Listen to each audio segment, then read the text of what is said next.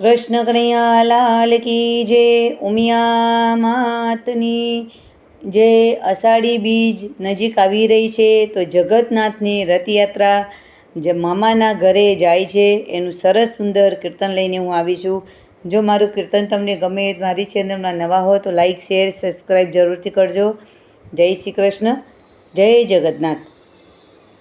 ઓરે જગન્નાથ પ્યારા જગન્નાથ, મામાના ઘર બહુ વાલા લાગે છે.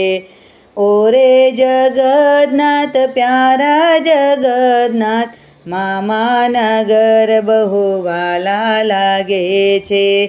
માસીના ઘર કેમ પ્યારા લાગે છે. મેવા મીઠાઈ મારા મામા ખવડાવશે, ખીરને પૂરી મારા મામી જમાડશે. એટલે મામાના ઘર વાલા લાગે છે. ઓરે જગન્નાથ પ્યારા જગન્નાથ, મામાના ઘર બહુ વાલા લાગે છે. માસીના ઘેર અમે હિંડોળે ઝૂલશું, જાંબુડા ખાઈશું ને આંબા પર રમશું. તેથી માસીના ઘરે વાલા લાગે છે.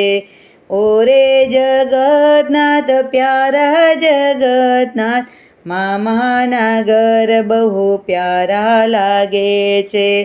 ગમર વલોણ મારા મામાના ઘેરે, મામી અમારા માખણ ખવડાવશે. તેથી મામાના ઘર વાલા લાગે છે. ઓરે જગન્નાથ પ્યારા જગન્નાથ, મામાના ઘર બહુ પ્યારા લાગે છે. માસીના ઘેર અમે નદીમાં નાહીશું, બલરામ સુભદ્રા કેવા હર ખાય છે. તેથી માસીના ઘર વાલા લાગે છે.